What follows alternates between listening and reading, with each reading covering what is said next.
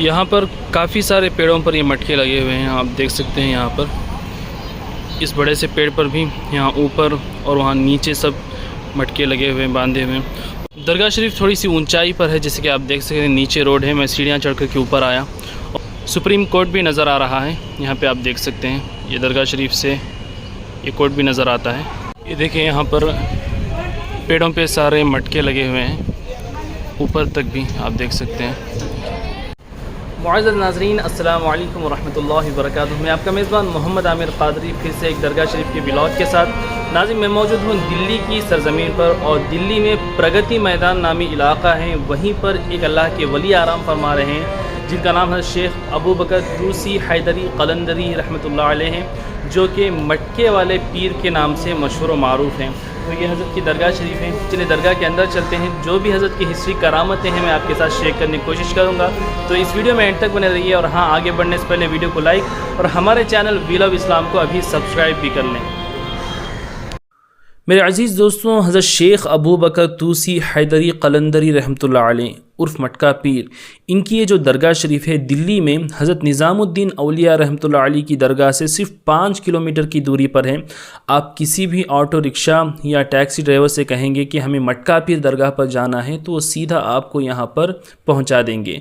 बहरहाल नाज़रीन, हज़रत मटका पीर रहमतुल्लाह अलैह जो हैं आज से तकरीबन 800 साल पुराने हैं। वो इस हिसाब से आप अंदाज़ा लगा सकते हैं कि आपकी तारीख़ में ये आता है कि आप सुल्तान ग़ियासुद्दीन बलबन के ज़माने के बुज़ुर्ग हैं। सुल्तान ग़ियासुद्दीन बलबन दिल्ली के बादशाह थे और आपका दौर जो है 1216 ईस्वी से 1288 ईस्वी के दरमियान का था। तो आप ख़ुद अंदाज़ा लगा लें कि हज़रत मटका पीर रहमतुल्लाह अलैह उन्हीं बादशाह के ज़माने के बुज़ुर्ग हैं। तो आपका दौर जो है तकरीबन आज से 2022 का अगर आप हिसाब लगाएं तो तकरीबन 800 साल पुराना दौर हमें आपका नज़र आता है। नाज़रीन, हज़रत शेख अबू बकर तूसी हैदरी क़लंदरी उर्फ़ मटका पीर रहमतुल्लाह अलैह जब दिल्ली में इस जगह पर तशरीफ़ लाए तो ये यहाँ पर एक मिट्टी का टीला था, जो कि आप देख सकते हैं। आज यहाँ पर हर तरह की सहूलियात मौजूद हैं और ये शहर के बीचों बीच इलाका है। तो उस ज़माने में शहर के थोड़ा सा बाहरी इलाका ये मौजूद था और एक मिट्टी का टीला था, और इसके थोड़े से करीब ही में यमुना नदी बहती थी, जो आज तकरीबन 800 साल बाद यहाँ से तकरीबन 1.5 किलोमीटर दूरी पर यमुना नदी पहुँच गई है। तो उस ज़माने में इसी टीले के करीब से बहती थी, तो पानी की सहूलत थी। तो हज़रत इस टीले पर सुनसान जगह पर बैठ कर के अल्लाह की इबादत करते थे। एक मरतबा हज़रत शेख अबू बकर तूसी हैदरी क़लंदरी रहमतुल्लाह अलैह अल्लाह के ज़िक्र में मसरूफ़ थे। तो आप देखते हैं कि एक शख्स नदी के किनारे आता है, उसमें कूद करके ख़ुदकशी करने वाला होता है। तो हज़रत उसे रोकते हैं और पूछते हैं कि तुम्हारी तकलीफ़ क्या है। तो वो कहता है कि मुझे एक किस्म की बीमारी हो गई है जो लाइलाज है। डॉक्टरों हकीमों के पास हमने दिखलाया, लेकिन उसमें शिफा नहीं मिली। तो हर कोई मुझसे दूर हो चुका है। तो मैं ये बेहतर समझता हूँ कि दुनिया वाले मुझसे दूर हो चुके हैं, तो मैं मर जाना चाहता हूँ।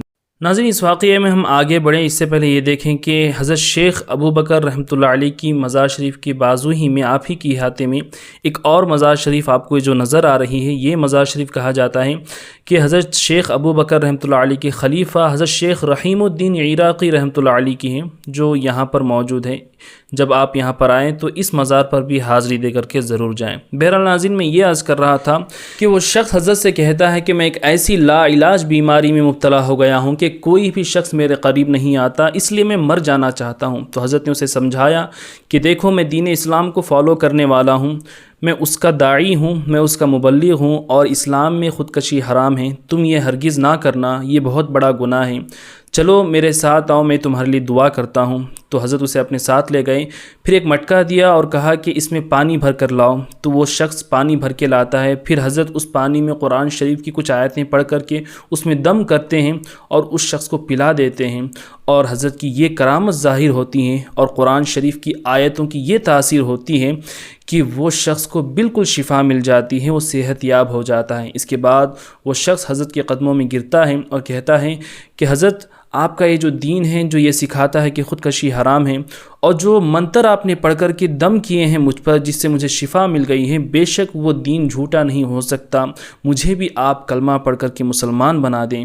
تو حضرت نے اسے کلمہ پڑھایا اور وہ شخص بھی جو ہے مسلمان بن جاتا ہے۔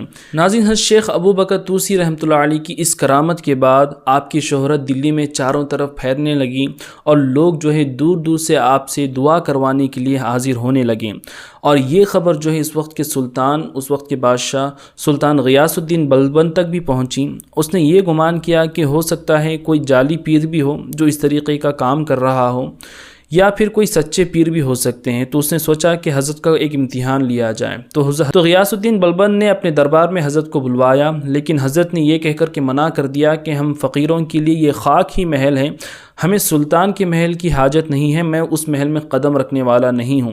بہرحال مجبوراً سلطان ہی جو ہے آپ کی بارگاہ میں حاضر ہوتے ہیں، اور غیاث الدین بلبن لوہے کے چنے اور مٹی کے ڈھیلے گڑ کی طرح بنا کر کے لاتے ہیں، اور یہ سوچتے ہیں کہ اگر یہ کوئی بزرگ ہیں، اللہ کی طاقتیں ان کے پاس موجود ہیں، اللہ نے انہیں قوتیں دی ہیں، تو یہ ضرور اس چیز کو پہچان جائیں گے۔ تو بہرحال جب غیاث الدین بلبن نے ان لوہے کے چنے اور وہ مٹی کے ڈھیلے کو آپ کی بارگاہ میں پیش کیا تو حضرت نے اس پر اپنا ہاتھ رکھا، تو لوگوں نے دیکھا کہ وہ لوہے کے چنے اصلی بھنے ہوئے چنے بن گئے، اور وہ مٹی کے ڈھیلے جو ہیں گڑ میں تبدیل ہو گئے۔ تمام لوگوں نے آپ کی یہ کرامت دیکھی۔ پھر حضرت نے اس میں سے تھوڑا سا گڑ لیا اور ایک مٹکے میں پانی جو تھا اس میں ملا دیا، تو لوگوں نے دیکھا کہ وہ پانی والا گڑ جو ہے ایک دودھ کا شربت بن گیا تھا۔ پھر حضرت نے وہ تمام چیزوں کو لوگوں میں تقسیم کر دیا۔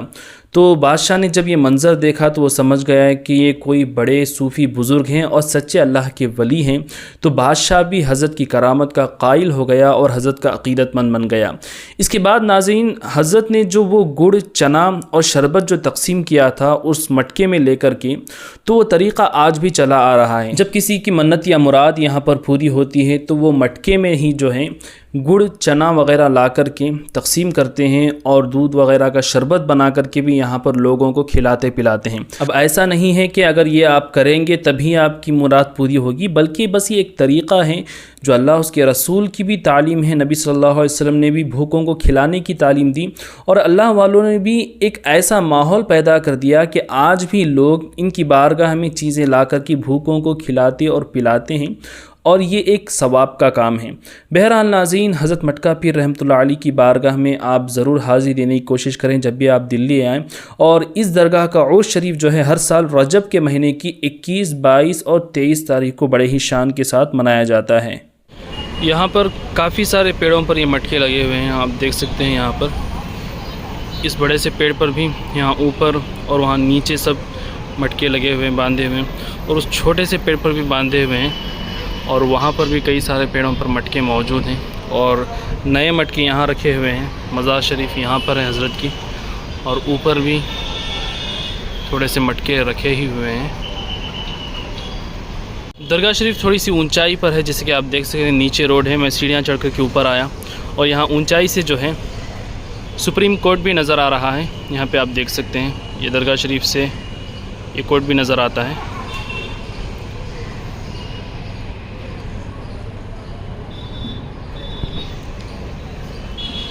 بہرحال ناظرین، یہاں پر آپ کے دل میں یہ سوال پیدا ہوگا کہ کتنا چنا اور گڑ وغیرہ لانا ہے، تو یہاں کے لوگ جو ہے 1.25 kg ہر ایک چیز لا کر کے تقسیم کرتے ہیں، ورنہ آپ کی جو طاقت ہے وہ لا کر کے آپ یہاں پر لوگوں میں وہ چیزیں تقسیم کر سکتے ہیں اور کھلا پلا سکتے ہیں۔ اور ناظرین، اگر آپ نے ابھی تک میرے فیس بک اور انسٹاگرام پیج جو ہے جس کا نام حافظ عامر قادری ہے وہاں پر مجھے فالو نہیں کیا تو ضرور فالو کر دیں، وہاں پر بھی آپ کو بہت سارے الگ الگ کنٹینٹ وغیرہ دیکھنے کے لیے ملیں گے انشاءاللہ۔ اور یہ ویڈیو کیسا لگا کمنٹ کر کے ضرور بتائیں، اس ویڈیو کو اپنے دوستوں اور رشتہ داروں میں زیادہ سے زیادہ شیئر کر دیں، اور ہمارے چینل کو سبسکرائب بھی کر دیں۔ اللہ تعالیٰ سے دعا ہے کہ مولا کریم اپنے ولیوں کے صدقے میں آپ سبھی کی نیک اور جائز مرادیں پوری کریں۔ السلام علیکم۔